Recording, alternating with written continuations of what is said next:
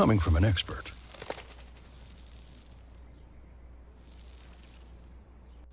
Our award-winning show is back, and this season promises to be even more exciting than before. What's Up, Doc isn't just a title. It's a call to action for anyone who wants to improve their health and well-being. Join us on this thrilling ride towards better health on WESN Content Capital. Are you driven, ambitious, and ready to earn? WESN, the Content Capital, is expanding, and we're looking for dynamic media sales executives to join our team. Sell powerful advertising solutions across television, digital, and social media platforms, and help brands tell their story. If you have strong communication skills, a passion for sales, and the drive to succeed, join WESN today. Send your CV to marketing@wsncc.com or WhatsApp 6861662 and start building your future. WESN.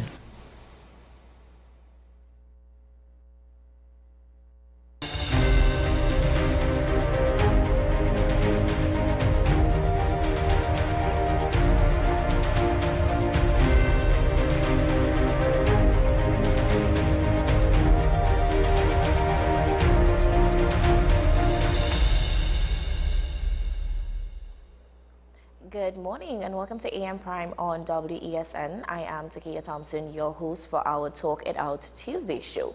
Now, this morning we're starting a bit different. Alzheimer's and Brain Health Awareness Month, observed annually during the month of June, is dedicated to raising awareness about Alzheimer's disease and the importance of maintaining good brain health throughout life. The campaign encourages people to recognize the early warning signs of cognitive decline, support those living with dementia, and promote healthy lifestyle choices that may help reduce the risk of developing the disease.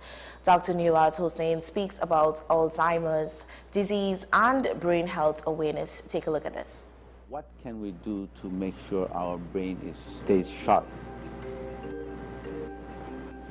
Hello, this is Dr. Hussain from Starling Diagnostics. As we all know, this is a month of June, and this is a month of Brain Awareness and Alzheimer's Awareness Month. And as we are coming to an end of the month, I just wanted to share some points in regards to how we can keep our health and our brain especially healthy. Brain is our control center. It controls every aspect of our life, including emotions, movements, thinking ability. Everything is connected to the brain. And as we age, our cognitive function declines, our ability to reason, ability to function overall declines. There are some lifestyle changes that we can do to prevent our cognitive decline. The physical activity, for example. So studies have shown that about 150 minutes of moderate intensity physical activity per week can improve our brain function. So what is moderate intensity? Like aerobic exercise, walking, swimming, those sort of exercise. It has to be 150 minutes a week. Also food, the type of food that we eat plays a big role. Mediterranean diet, for example, has shown very good results. So what is Mediterranean diet? This is a diet that involves fruits, vegetables, and nuts, seeds, good fat like olive oil. Also, we have to avoid eating food that causes inflammation, like processed food. In fact, we have to go for food that that has anti-inflammatory or antioxidant activities. And which are those? Those are like berries, dark chocolates, vegetables. So these green leafy vegetables, these have antioxidant properties.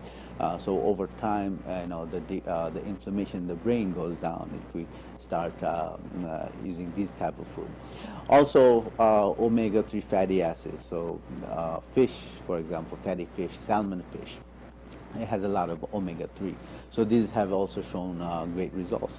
Vitamin B, vitamin D, these are also very important for us. Sleep, for example, so normal recommendation is 7 to 9 hours of sleep. So what happens during sleep is our memories become, say, for example, strong, becomes more in line. So that's why for the memory, sleep is very important. Stress, studies have shown chronic stress reduces the part of the brain that is responsible for memory. It is shrunk in people who are exposed to chronic stress. So stress relief is very important. So what can we do? Like exercise can relieve stress. Relaxing technique, for example, yoga, meditation, these also help relieve stress. Finally, what we should do is our brain needs to be engaged in with constant stimulation in order to keep it healthy. It's just like exercise. When we're constantly exercising, our muscles get bigger. So constant stimulation of the brain makes our brain stronger.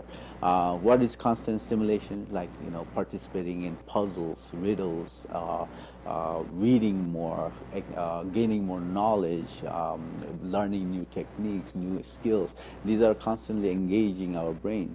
Also socializing with people where our emotions are engaged and reasoning are engaged. So all of this together is very important for our cognitive function in the future.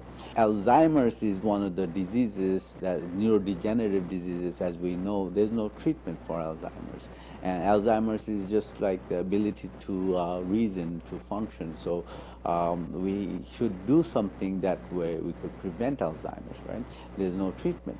There's some risk factors that are associated with it. There's genetic risk, and then there's people who smoke, hypertension also. And the inactive lifestyle is also linked to Alzheimer's. So adapting these lifestyle changes can make sure our brain is healthy, strong, and sharp, and then it can also lower the risk of developing Alzheimer's. Thank you so much. I hope this helps. Thank you for sharing that with us, Dr. Hussain. Moving along, this Thursday, thousands of students across Trinidad and Tobago will receive their secondary entrance assessment results, a milestone many have been working towards for months. While it is a day of celebration for some, others may feel disappointed if they do not receive their first school choice. Parents are being reminded that a child's school placement does not define their intelligence, potential, or future success. Let's discuss this in our Youth Spotlight segment.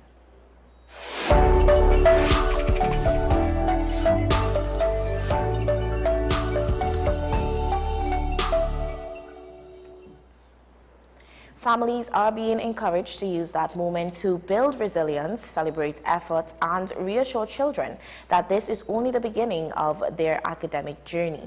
This morning, psychologist Sule Joseph joins us to discuss how parents can help children process their emotions, maintain confidence, and look ahead with optimism regardless of the outcome. Good morning, Sule. Good morning. Thanks for having me. Absolutely. So right off the bat, we know SCA results are an emotional day for many families. So what message would you like to share with students before they receive their results? Well, first of all, the hard bit is over, right? The hard bit is the actual preparation for the exam. All of what entails, all of what that requires. The psychological aspects of preparing for something and being stressed about it, the commitment and all, that part of it is over. The results now, what is coming. The hard part itself is over. Right. So I know it's an easy thing to say, don't worry about it. So I won't say that, but what I will say is there is little we can do now, right? So having that intense or extreme anxiety, there's not much that we can do about. The work has been put in already, so there's not much that we can do. So the only thing I would say would, relax, and as much as possible, relax, and brace yourself for whatever the results are. All right. If we're having a conversation about how do we handle the results, that's another conversation. But my advice right now would be, the bullet has left the gun. So stressing about and having anxiety about what if, and what if now is not necessarily something that can change or help any situation, all right? So as much as possible, let's try to not stress over what can be, right? Your results will be out on Thursday. Right. So that would be my advice. Yeah. And along those lines, how can parents, prepare their children emotionally for results, regardless of what that outcome might look like? I think what we're looking at, if we're talking about parents and parental support here, we're talking more in terms of encouragement, more in terms of words of affirmation. And I know words of affirmation sound like a big fancy terminology, but really all it is reinforcement. It's saying positive things. Yeah. Right? Letting the child know that they are not, they're not going to be defined by these results. All right? That one of the issues that we have right now, and one of the reasons that I am not a huge fan of the SEA examination, is that it places a lot of pressure on children at a very tender age to feel as though their entire life is dependent on this exam and its results. That's a lot of pressure to put on a child so young. And of course, very anxiety inducing, and can mess with things like self-esteem and confidence and all of that. Yeah. So as a parent, really, what you want to do is just reinforce that you would love them regardless of whatever results, that they will continue to do well, and once they continue to put in the work, really it should be more about the commitment and the effort that they showed than what exactly the results are. Right. I know that's not exactly what is going to happen. That's not culturally how we do things here. But really, that's what it should be. It ought to be. So parents can continue reinforcing. Parents can let the children know that it's not the end of the world. You are still loved, cared for. If they don't get the results they want, if they get the results that they do want, of course, it's much easier then for a lot of parents to give rewards and give words of positive encouragement and affirmation. But that is important. That is more important, I think, than even the results at this stage. Right. Yeah. Being there and supportive for your child. Absolutely. And what are some of the biggest mistakes parents make when reacting to that disappointing results?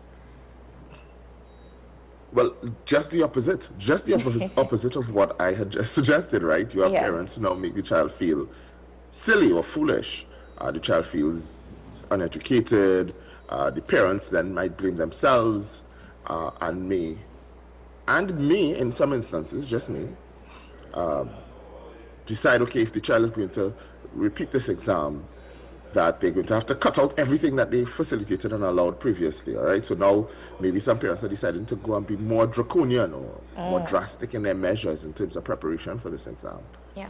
And it could very well be, in some instances, that the children did do their utmost to prepare and be ready, and just the general anxiety of having to write such a exam, that level of anxiety and stress, as you should be aware as an adult, can cause you, because of the chemicals that it releases, cortisol hormones, stress hormones, it can cause you to do things like forget. It can cause you to forget if you're really stressed and under pressure. Sometimes it's right to the tip of your tongue, but it just can't come out because you're stressed.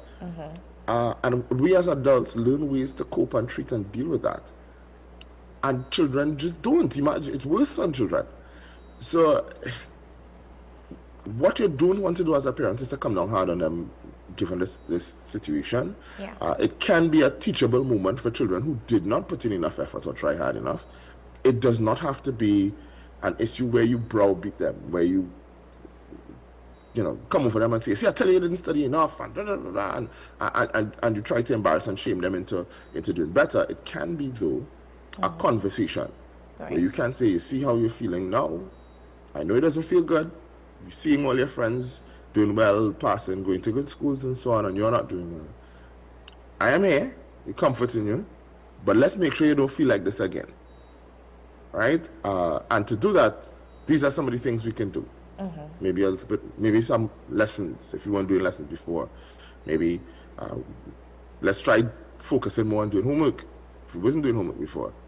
So it could be a gentle massaging as opposed to browbeating, chastising, and making the child feel foolish. Absolutely, yeah. And what are some signs parents can look out for in terms of their child maybe struggling emotionally after receiving results? Well, obvious signs. There are some obvious signs, of course. You will see some. There's some physical characteristics, maybe posture. Usually, you can tell from a mile away, of course, if a child is disappointed in the results. The posture may be slumped. Crying, child might be isolated, that sort of thing.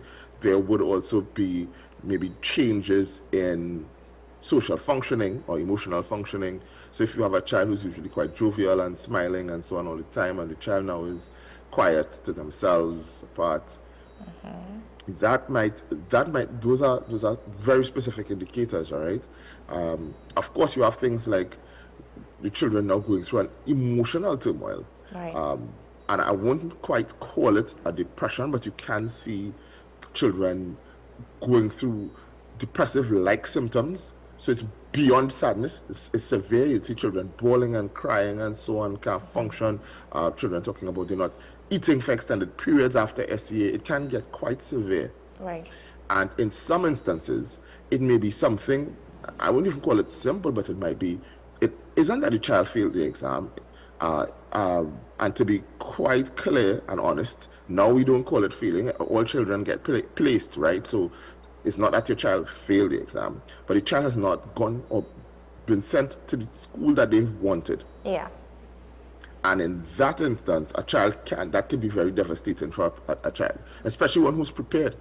So the child prepared, they did well, but perhaps they wanted to go to a very specific school, a convent or something, and they've not been sent to the school of their first choice, and that could be devastating. The child can feel as though they've missed out. Even though they've done well, that they've missed out on life, and if all their friends are getting to go to this particular school, and now they can't go to the school. So those things, you will see it. It's not as though it's something that can easily be hid, right? You will see the physical characteristics, you will see the emotional changes. Right. You have some children, again, who would develop depressive-like symptoms, who would not be eating, who would crying often, not wanting contact with other people, and so on. There will be those notable symptoms that you would recognize. Yeah. Wow. And can you speak to the importance of parents celebrating the effort their child put in preparing for the exam, regardless of the final exam? Well, again, it's where the focus. Where's the focus? Had a similar type conversation to the last night when we were talking about doing a workshop on parenting, and it's where we place the focus. Are you going to place the focus solely on results? So, for example, if it's only about results and not about the effort that the child has put in leading up to the results, then what does it matter what school the child passes for? If we only going to focus on results, if we only focus on results, then perhaps what parents should do is spend time focusing on or making relationships with certain schools that they want the child to pass for, and when that time comes, activate whatever connections just to have your child placed in the school, right? If it's only based on results. Now, if it's based on effort and the energy and the discipline that is required, those are skills that you're teaching a child for life. Yeah. So yes, the ultimate reward is getting to go to the very specific school that you would like, but what to me should be celebrated is a child putting in that consistent effort over a period. If that is where the focus is, that your child has now recognized that effort is required to be able to achieve significant things.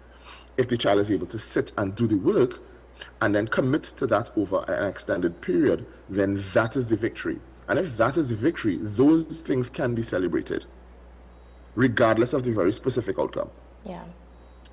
Right? Again, it's a very teachable moment. These things and the ways that you handle them will impact your child for the rest of their lives. That is what will impact. Even more than the results, how you treat with the results will impact it. Because you can't have a child who does very well for SCA, and if the parents are not impressed or not feel as though the child could have been better, you can't have a child that becomes very disillusioned or disillusioned with education and pushing themselves very hard. Yeah. Or you may have a child who may feel as though they need to chase their parents' approval. And what you may end up with is a personality that people pleases for the rest of their lives. Or you may end up with a personality that just doesn't care what people think or care about exams or care about education anymore because they've done their best and it was not good enough for the parent. So we need to be very cautious with how we choose to treat with that and recognize the small wins, the little wins building up to that big exam. That would be one of my biggest takeaways for parents. Yeah. Let's recognize the small wins. Definitely. And can you elaborate and even touch more on why you believe success should not or should be measured by more than just the examination results? Well, as I mentioned previously, it's where your priority is focused. If what you're looking for is a consistent skill over a long period, then what we're looking for is specific attributes. We're looking for, and let me find another way to put it. Then I know that we in World Cup season, right? If all you are concerned about is getting into the World Cup, you want your team or your nation's team to get into the World Cup. If that is all that you're concerned about and qualifying, then it may not matter to you how they do that. And if it doesn't matter how they do that, then if your country decides to pay FIFA or whoever, the World Football Organization, and pay them large sums of money so that your team could qualify or get into the World Cup, then you should be happy as a nation if that is all you care about. But if what you care about is actively building a generation that can play football well, that for having a good football system, so that for generations and generations coming, you know that you can, even if you don't qualify, or even if you don't qualify top of the group or whatever, but for generations coming, you can consistently provide good football. If that is what your interest and intent is, then the outcome, while the outcome is important, because the outcome will say to you, yes, this is a reward for all of the work we've put in beforehand. The outcome itself is not the end all and be all of everything. It's the steps that we followed leading up to that outcome. And so we bring it back now to children and exams and SEA. It's a several skills that you are hoping, at least for me, is what SEA should be doing, is teaching your children several soft skills, right, for life, and preparing them for life. Not necessarily just about getting into a secondary school, right? All children will be placed in a secondary school, but you want certain soft skills that you want these children to have that will set them up for life. That is what is important. And if we focus on that, more so than just the results, let's face it, there are some parents who, if the school is a denominational school, or maybe some parents have a connection in a ministry or related to a minister or whatever you have, then you can have a child that automatically may be placed in a particular school. But they may not have followed the steps required to get to that particular school. So I'm saying more so, really the focus should be more so on the skills, the steps, those steps that the child would have done leading up to it. And if the child does not do well in SEA and did not follow these steps, what the focus should be is on the steps. So instead of beating the child over their heads with the fact that they have not gone to a good school in your estimation, What we should look at is, how do we better these steps? All right, how do we improve on studying? How do we get you to remember the information? Exam preparation. You get very nervous during exams. What can we do to help alleviate or get rid of those significant nerves during exams that brings you anxiety and then causes you to forget? Those are the kind of steps that we need to look at, examine. Those are soft skills that you, or not even soft skills alone, but those are skills that you need to be able to handle and master to get through life. And I think a lot of parents sidestep those skills to focus primarily only on what the results are. Right. And those results don't always tell us that the skills are mastered. Yeah. And can you give, or have you seen examples of people who didn't get their first choice but still went on to achieve great things? Yes.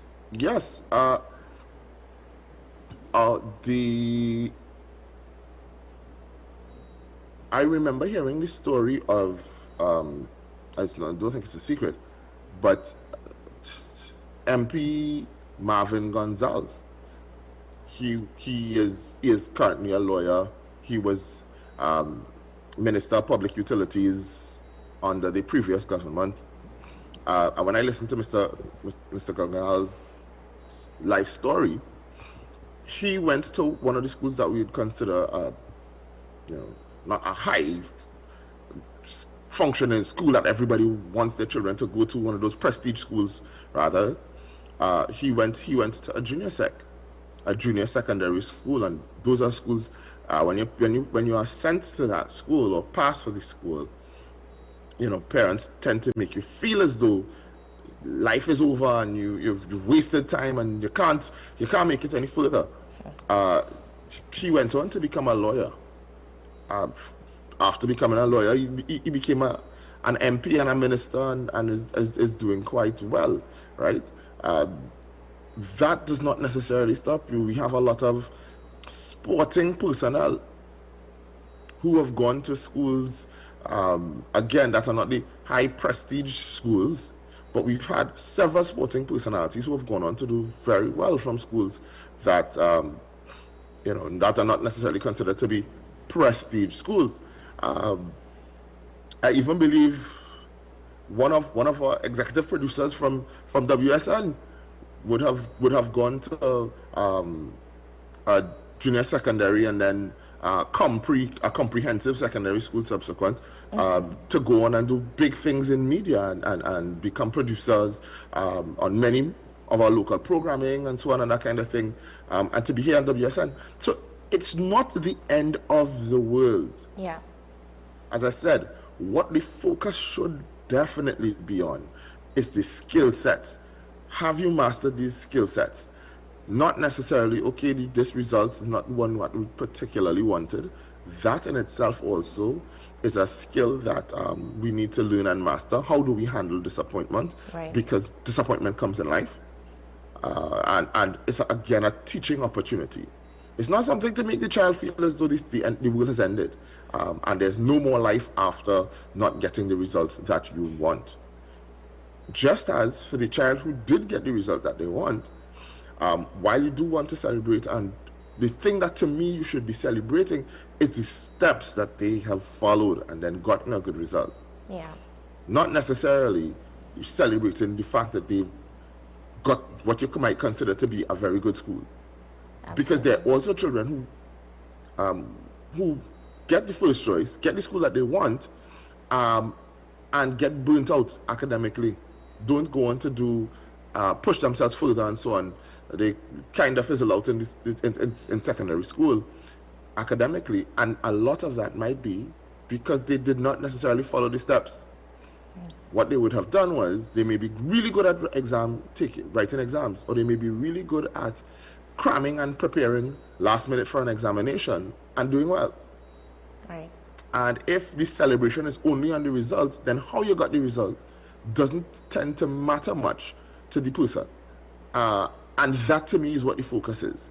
The skills that lead to the result. And if we don't celebrate or give thought to that, what we're doing is we're training persons to only care about the results And if that is your value, the value system that you teach is only based on results and results oriented, then we'll end up with generations of adults, children who will not become adults, who will only care about the results and not the process, not how do we achieve things, but what the outcome is. And that is very dangerous. Yeah, definitely. Let's talk a bit on the process and touch on one or two more skills, right? So in terms of resilience and perseverance, those roles, what role does it play in a child's long-term success going forward? Well, remember I spoke to skills, right? Skills that you should have or should be building leading up to the exam. Yeah. And resilience and perseverance would be one of those other skills that you would be developing. Yes. All right? Yeah, those are skills that you develop. If we don't care about the results, if we care about the results only, then it's not necessarily focusing on building skills like resilience and perseverance. Right? What we're saying that we care about is the results, not necessarily if the child has developed resilience and perseverance. What we hope when we do exams like these, which is not what these exams are designed for, but what we hope is that children will use skills or develop skills like perseverance and resilience and so on in climbing to the occasion and to being prepared to do the exam. That's not necessarily the case though, right? But yes,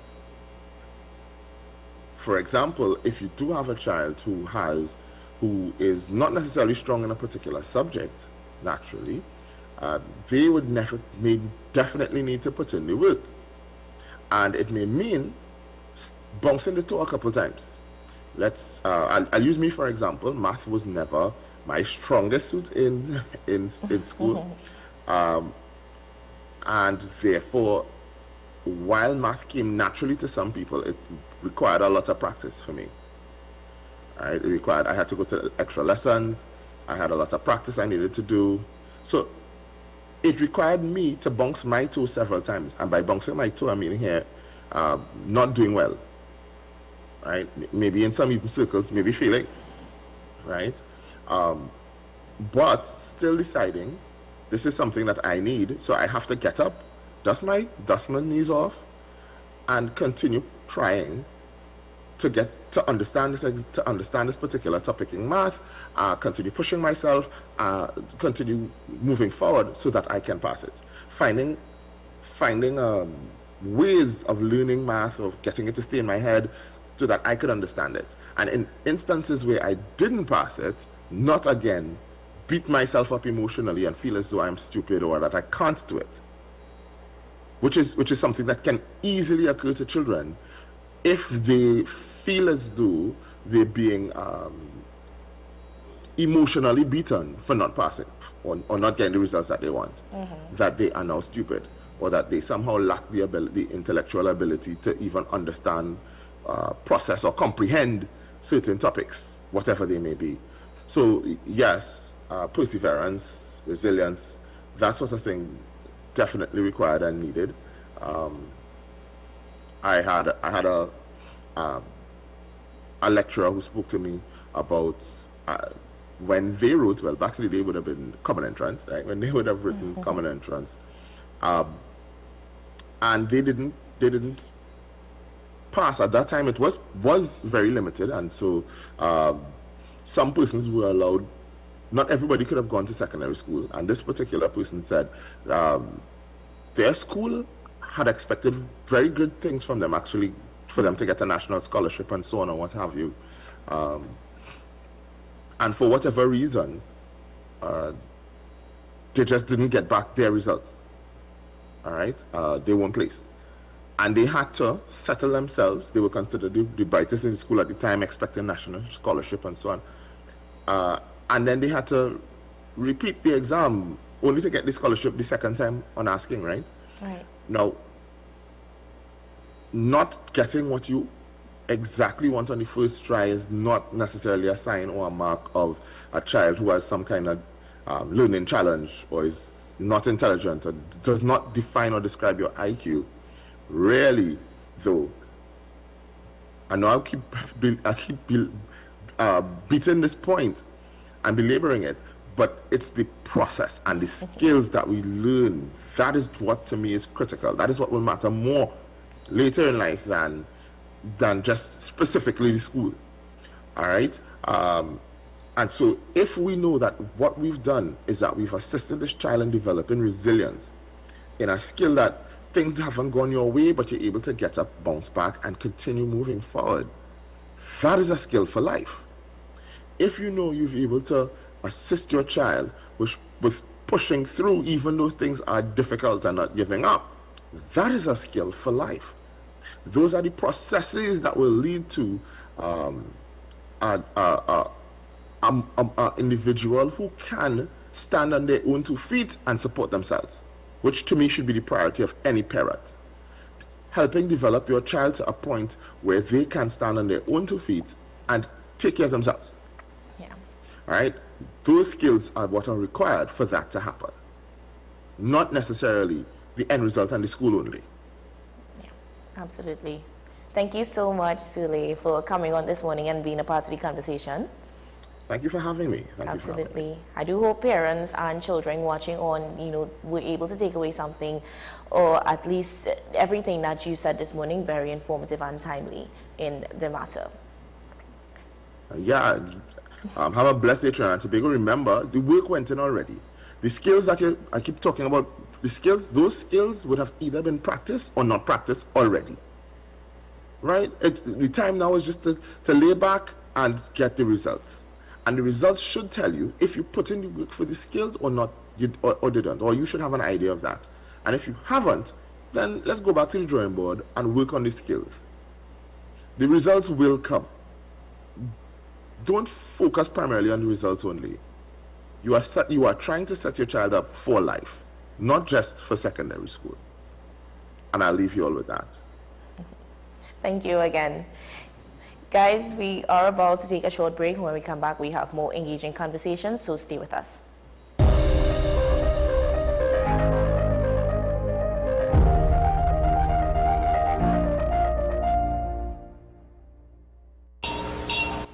Trinidad and Tobago, get ready for a musical explosion of freedom, culture, and pure steel band magic. Featuring 5 of the nation's super bands, plus their talented youth bands. Get ready for generations of steel. The ultimate celebration of our national instrument. Featuring 5 of the nation's super bands, plus their talented youth band. Experience the power and passion of Desperados, Shell Invaders, Massey Trinidad All-Stars, First Citizens Supernovas, and the pride of the South, Fun Clear. Saturday, July 11th. at the iconic Grandstand, Queen's Park, Savannah. And hear this one. First 800 tickets sold. Admit 2 buses on 1 ticket if bought by Saturday, June 27th. Presented by Super Panman, Dane Gulston and Friends. Supported by CCNTV 6, The Express Newspaper, and I-95.5 FM. Generations of Steel, the biggest pan event after Panorama.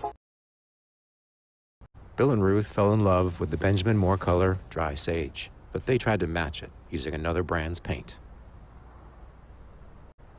I mean, it's close enough. Almost identical, really.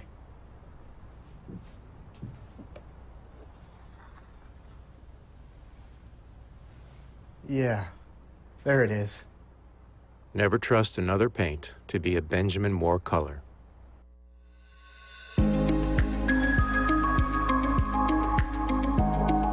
You would be surprised, a lot of the patients who present to us with infection in their feet, the infection would have started several days before. Now, the interesting thing is, neuropathy usually goes hand in hand with peripheral arterial disease. So these patients lose the sensation to feel. Now, they may have the ability to have crude touch or general sensation, but that fine sensation, for instance, when a needle sticks them or a thumbtack sticks them, they will lose that sensation. Correct.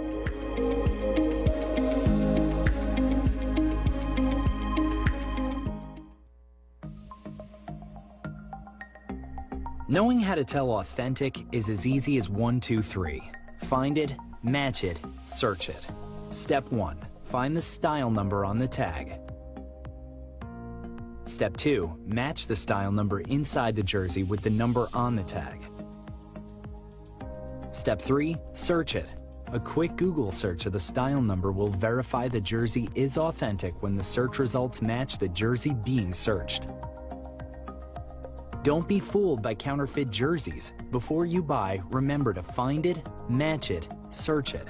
Fan Zone, 2 locations nationwide. Center City Mall, Chaguanas and Movietown, Port of Spain. Nationwide delivery available. Are you driven, ambitious, and ready to earn? WESN, the content capital, is expanding, and we're looking for dynamic media sales executives to join our team. Sell powerful advertising solutions across television, digital, and social media platforms, and help brands tell their story. If you have strong communication skills, a passion for sales, and the drive to succeed, join WESN today. Send your CV to marketing@wsncc.com or WhatsApp 6861662 and start building your future.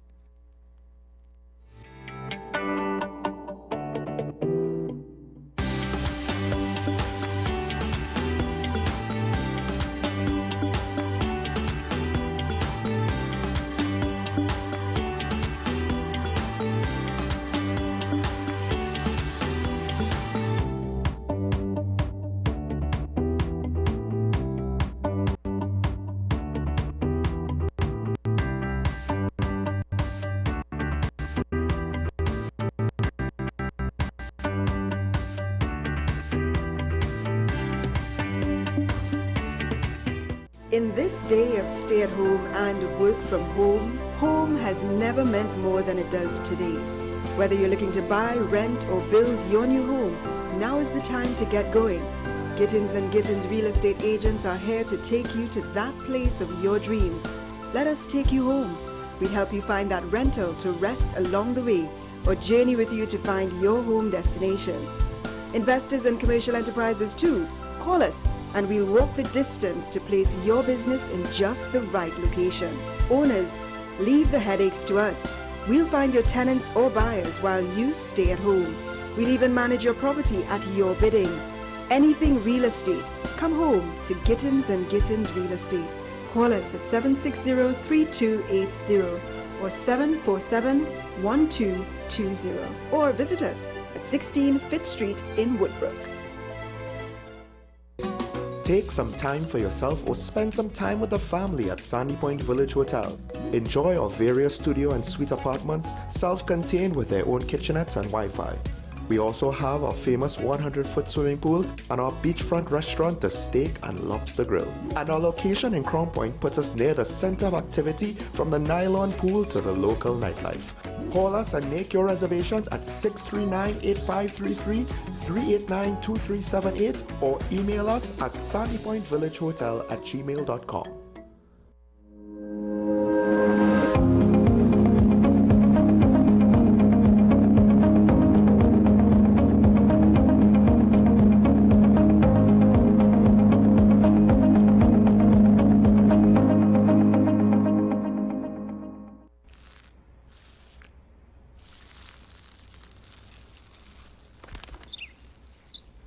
Maybe he landed here totally by coincidence.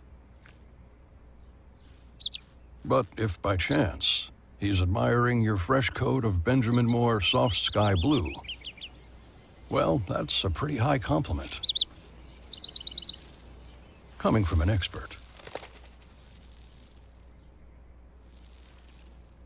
This is 10 Questions. I'm Andy Johnson. The distance from where we should be in the world in going forward on our commitments with climate change. The effects of climate change that cannot be accounted for, it's called loss and damage. And we're seeing loss and damage happening so much more in this decade and the previous decade. The principal term there was this question of the correspondent banking issues. That is why we're trying to build capacity with this country here, Trinidad and Tobago, and other countries in the region. Man is not showing any signs of stopping or even slowing down. More than half of the forest in Trinidad is already gone. All the plants and all the animals and all of the nice clean water and fresh air and everything had to be on this planet for humanity to have a chance. We are small change when it comes to countries that can take decisions, and when they speak, the world listens. The General Assembly is a very democratic forum. I mean, and Trinidad and Tobago has the same vote as Canada, in spite of the obvious difference in size.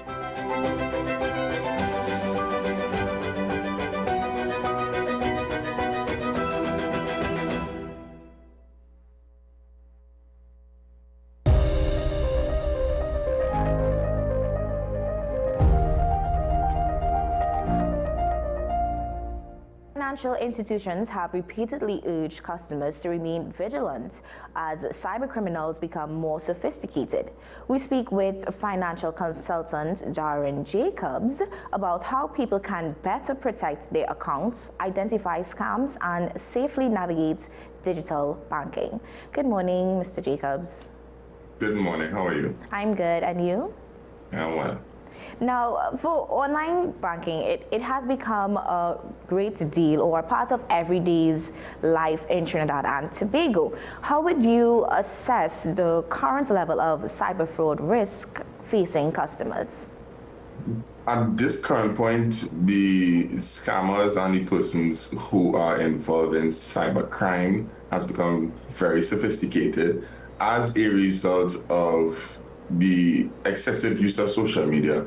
So a lot of times persons give their relevant information to different parties, and it's very easy to social engineer many different cyber crimes as it relates to phishing, smishing, all these different things. Yeah. And you mentioned a few, but what are some of the most common banking scams currently affecting people locally? Sometimes people will get a fraudulent message from the bank or from their bank indicating that their account would have been compromised, or a person may have their email address and they may send a particular email saying that they need to reset a password, things to that extent. Or the bank is reaching out to them and doing a survey, something to that extent, and the persons will have to verify information.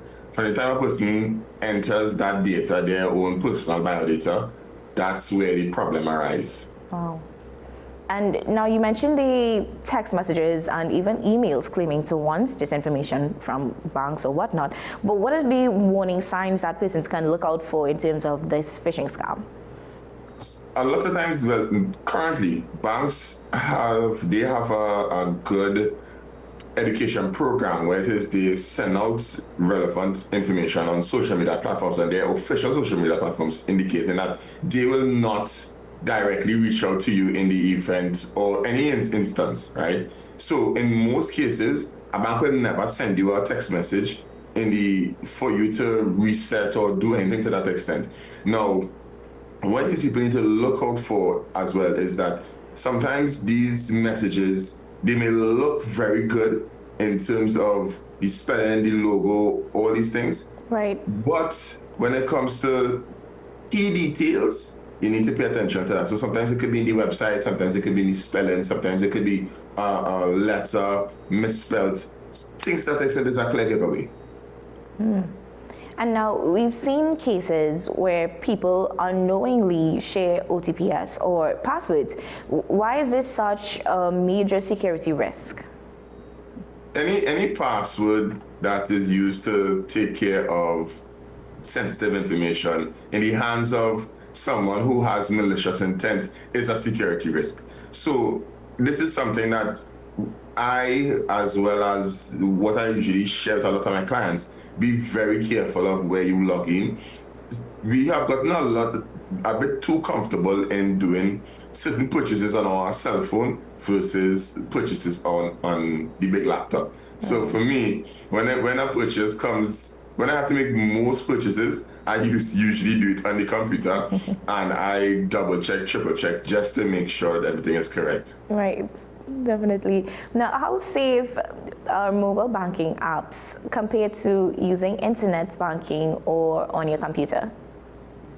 Again, it's dependent on you having the right link. So link as in the website link. So sometimes you need to be careful of which link you click on. So let's say you're going on WSN website. Right. And in the search, and then when the Google search, you may have a sponsored post. And that sponsored post may not necessarily be WSN.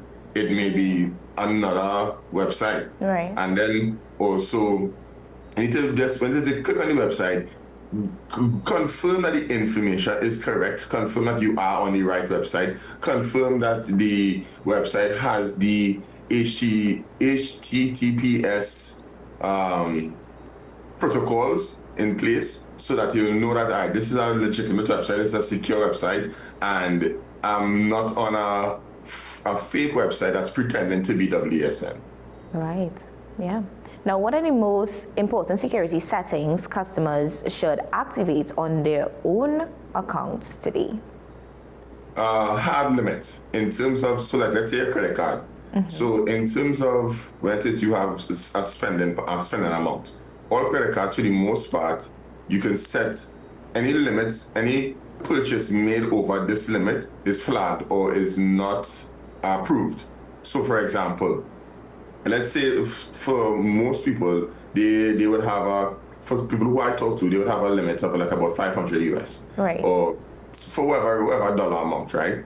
So if it is, your common purchases fall within that 500 US range, anything over that is problems. So you know that, hey, anything over this amount, this is a fraudulent claim. Now, for some people, what they do is they would have set the limit to set a dollar amount, like $1. So you know any limit across that will be flagged until they specifically go in and increase the limit for that purchase, make the purchase, and then take back up the limit. So in that way now, even if it is a card that's compromised, you're not really losing any kind of money. Wow, yeah. And now some customers say that they only realize that there's a fraud after money is already missing. What steps should someone take immediately if they suspect their account has been compromised? Reach out to the bank. So the first line of defense is really reaching out to your bank and informing your bank that you are suspected that the card has been compromised. That's one. The second thing is that what I would usually do is have notifications for any transactions made on the bank account. So in my personal accounts, I have notifications for everything. So for any time any money is withdrawn, for any time any purchases are made, I automatically get some sort of notification indicating that a transaction has been completed. And at that point, I will then now go and check and see which transaction it is, just to confirm that I wouldn't have indeed made that transaction. Yeah, definitely. Now, would you say local banks are doing enough to educate consumers or their customers about cybersecurity and fraud prevention? No, yes. After there has been a lot of claims or issues of people or customers having their cards or their bank accounts compromised. At a point, no. Prior, because I would say that a lot of persons would not have been all the way fully aware of what to look for and the current scams that are going on. Without calling any banks in particular, I would have had a client, her card would have been skimmed at an event, a function that she went, and she swiped the card, and within, let's say, the weekend, she noticed a few emails coming in terms of card purchases, and she didn't really pay attention to it. And only after, let's say, on a Monday, she rechecked her account and she realized that the card was skimmed about $100,000. Wow. So they said this is in Trinidad. So it's very important that you pay attention to your bank account, because the hardest thing to get back is actual money in the account. So whereas for me personally, I use my credit card for almost everything. I very rarely ever use my debit card because it's much harder to get to file a fraudulent claim. It has to go through fraud squad, has to go through a lot of investigations to get back actual cash from your debit card or from your actual account versus with a credit card. You usually have a window where it is you could contest a purchase and the bank could either approve or deny it. Yeah. And I like your approach on how you're taking, so I hope viewers are really listening on how to better themselves. So with the rise of digital payments and online shopping as well, how important is financial literacy in protecting consumers? It is extremely important because most people don't pay attention to the interest rates that are attached to credit card purchases, right? Especially if there's you make a purchase on a card and you don't pay attention to the fact that you don't pay attention to your due date when it is the credit card is due. So let's say some credit cards are due on the 15th.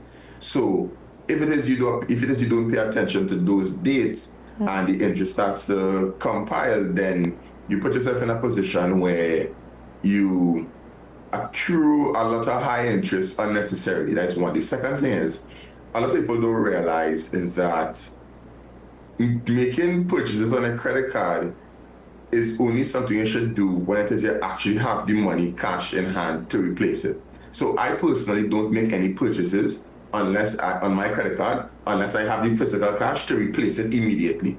So as soon as I make a purchase, I replace it, and then in that way, you can benefit from the points, you benefit from the miles, whatever benefits your card has, but only make purchases with money that you actually have. Yeah, definitely. That's a message right there. And pertaining to our older adults, and they are often targeted by scammers, what advice would you give to our senior citizens and less tech-savvy users? So this is a bit of a funny story, because a long time when you're a child and your parent had the belt over you telling you about studying your schoolwork. we as the younger generation need to have that same approach with our parents in terms of making sure that they don't click on certain links and really sometimes police their online usage in terms of purchases, because sometimes they are the most vulnerable. Yeah. They fall victim to AI, where it is a lot of us now are able to spot AI generated person or AI generated scam or situation like that, where they now have a hard time in able to do that. So this is incumbent on us to really be more policing of our parents. Yeah, definitely. And even with the young people who are now using online banking and digital wallets at earlier ages, how can they be more educated about it? So now, as it relates to overall financial literacy in terms of online purchases, the concepts and principles remain the same, right? Now it's just in our online platform. I've seen that some people don't realize that online digital wallets is real money and not just play money. So, or when it is you make purchases online with your credit card, you need to pay it back. So some people need to realize that financial literacy is financial literacy across the board, and it's incumbent on every person to have a certain degree of understanding of how their money works in order to make the best use of it. Because if this you don't, the persons with less honorable intentions will capitalize on it. Yeah. And now, looking ahead, do you think cyber fraud threats will increase as Trinidad and Tobago expand digital banking services? Definitely. Yeah.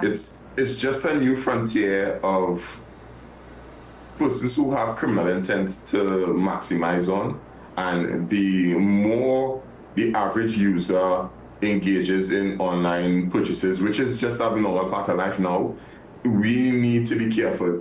So in analog system, what I would say, how I operate in real life, I would say I don't go to ATMs that are not attached to a bank, just for the mere fact that that ATM has the possibility of being tampered with before the bank has an opportunity to pick it up, and only when persons make claims or make reports, that's when the bank realize. So for me, my personal belief is that it's easier for me to go into or find a ATM attached to an actual bank branch, because I know probably on a daily basis that branch or that ATM is checked or let's say troubleshooted or inspected on a regular basis, so that there's a smaller chance of there being any sort of tampering with that particular device. So it's the same way in terms of operating online.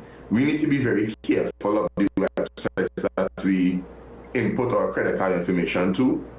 You know that not every, if it is making purchases, make purchases from reputable sites, not sites that are recently created or not sites that are attached to,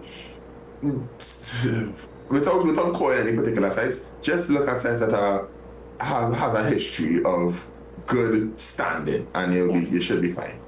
And now, what message or simple habits that you can leave with us or leave with persons looking on to adopt better in terms of protecting their money and personal information online?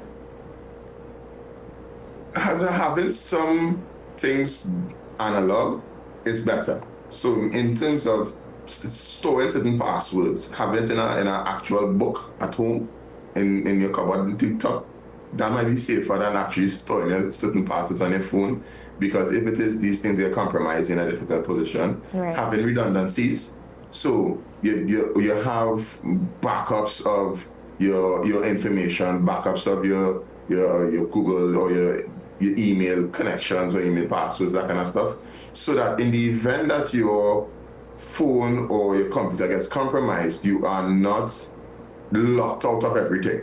So for example, if someone gets locked out of their iCloud account, they may be in a difficult position because everything is synced to iCloud. Whereas they have a redundancy on Google, they have a redundancy on Yahoo. So you're not in a position where you lose access to one device and then you are in a total disarray. So my closing point would be, take care and be more concerned in terms of the different options or opportunities where you can be compromised, and take safeguards against that. Yeah. No, thank you so much, Mr. Jacobs, for coming on this morning and having this conversation. I strongly believe conversations like this are very important to have, especially as we are looking to become more digitalized and moving towards that, having everything more online and feasible to have it at the tip of your fingertips, whether it's through a phone or a tablet or even a computer or laptop device. So it's really important that we stay in times of how to protect ourselves from these cybersecurity and fraudulent, different scamming and phishing stuff that can happen to anyone, not just to the elderly, even though they are more so the target ones because of how they would approach things.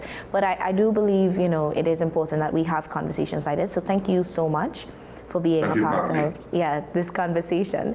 As we wrap up today's show, we hope that everything that we discussed today would have impacted you in one way or the next. And of course, like I always say, stay informed, stay safe, stay positive. Up next, we do have Sean Michael Small at 8 with Talking Point, so you want to come back for that. And I'll see you again tomorrow morning. Goodbye.